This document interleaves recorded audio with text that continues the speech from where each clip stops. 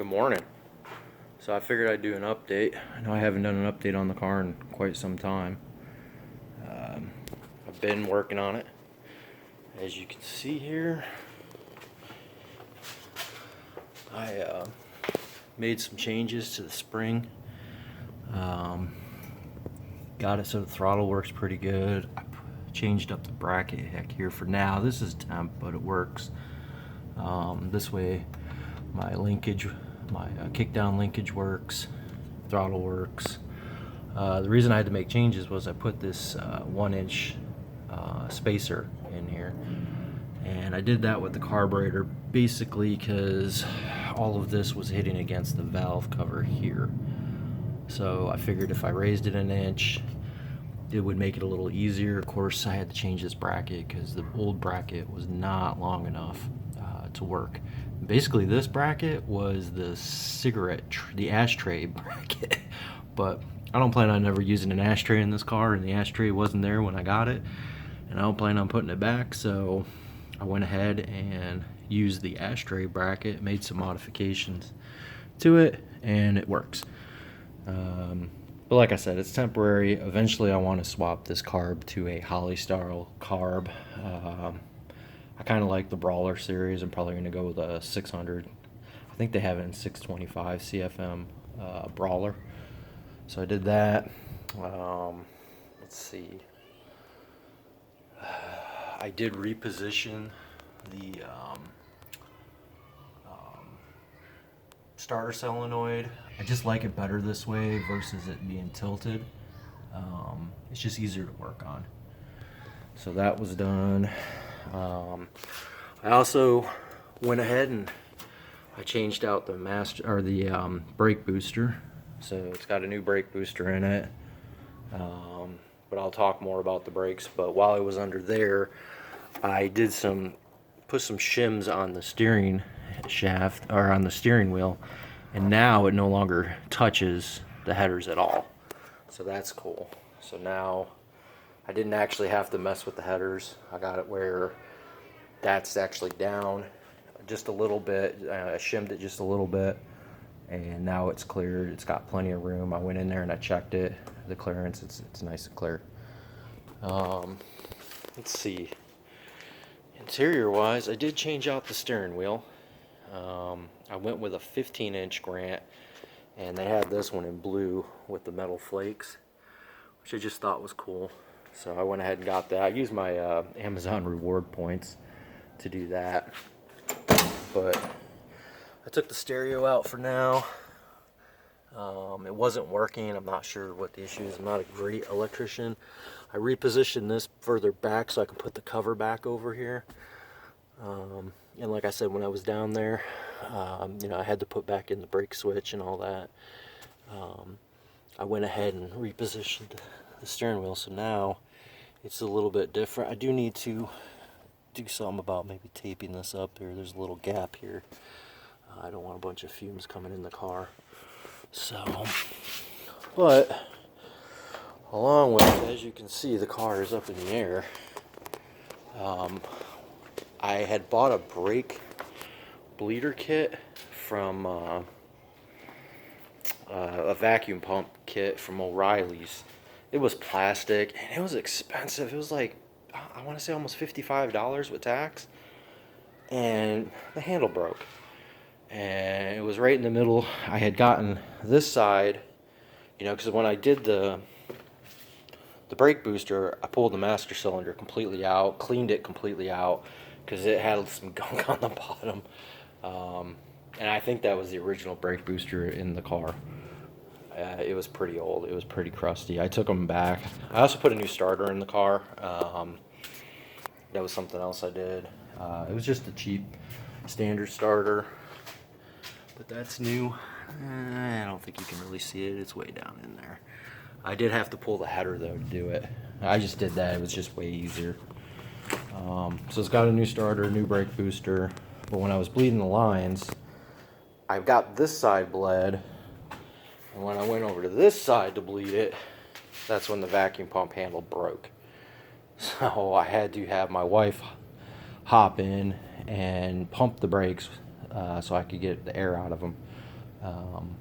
Anyhow, while she was doing that, when I turned around, I noticed a big puddle of brake fluid.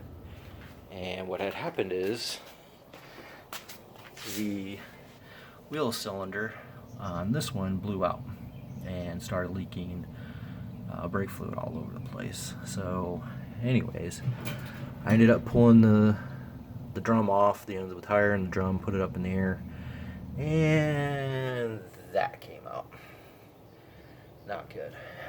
And if you look over on this side, yeah, it rode in there, and obviously it scarred it. It also scarred the brake drum, so there's no point of trying to mess with that. So I went ahead and I went on O'Reilly's. They're local, they're real close. The guys there are pretty cool.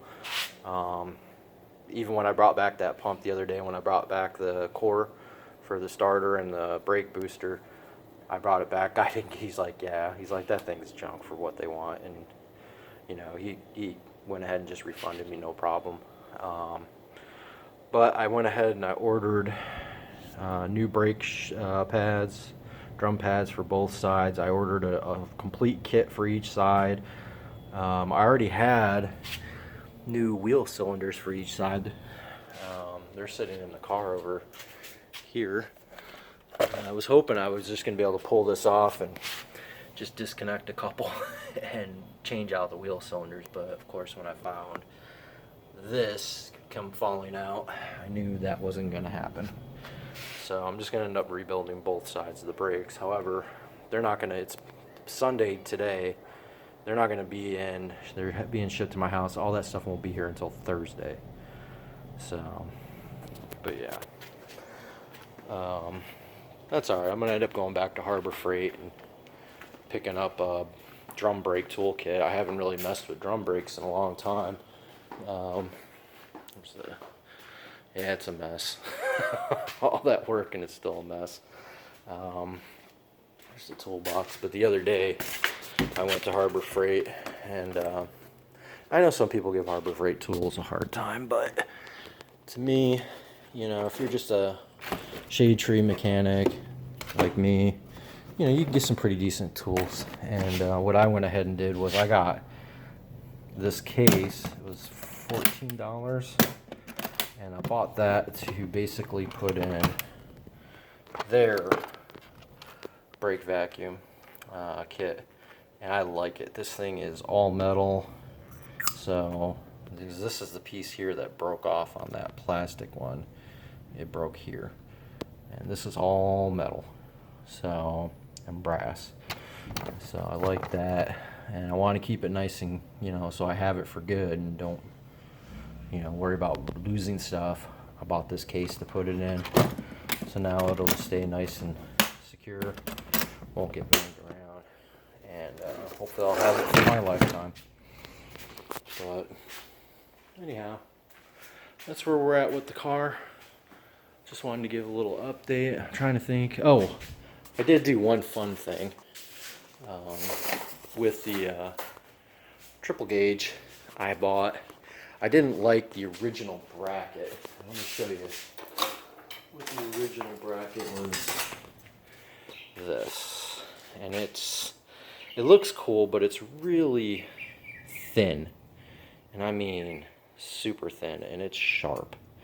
Like, here, let me see if I can. You see how thin that is? It's stupid thin. I mean, it's even bent right there, and I did not like that. I love the gauges because they're kind of old school looking. They remind me of the old Moon Eye style gauges. So what I did was, in this pile of parts the guy gave me, got this bucket, just tons of parts. I got a whole nother dash and, you know, gauge cluster. I was scrapping through there, and he had an old Sun Pro set that was thick. So anyways, I took that and I cleaned it up, and then I used glitter spray, and now it's got a cool kind of a glittery, you know, kind of reminds me of something from this, you know, 70s And you know, kind of goes along with this. You know, you got the glittery speedometer, and now I got the triple gauge, which I'm probably gonna put. I don't know if I'm gonna put the radio back in this thing. I might set this in there. It looked kind of cool. I don't know. I'm gonna have to decide where I wanna put this thing. I might go underneath where the ashtray was. The ashtray was down under here. I'm sorry. Down under here. So I might either. Here, let me open up this so I can show y'all. I'm either gonna put it under here like that, or I may just set it inside here like that. Put this up here. Just give me 1 second. Sorry. I kind of like it here. That. To me, that's a really clean look. And then I can screw it in here and here. It gives it a really clean look. And to be honest with you, most of the time I just use my Bluetooth and my Bluetooth speaker in this car because the radio's never really worked. But to me, that really looks really slick. But I'm not sure. I haven't decided. But video's going on a little long. And I just wanted to give some updates on everything. I have been working on it, spending money, trying to get this thing finished, get it on the road. I have been driving it, but the brakes were not good because that brake booster wasn't working. And of course, you know how it goes with these old cars. You do one thing, fix one part, and then something else breaks. So now I'm going to be basically rebuilding both sides of my drums brakes. But that's fine. It'll be a safer car. It'll run better, you know. And yeah. So I'll update you guys when she's back on the road again. Later.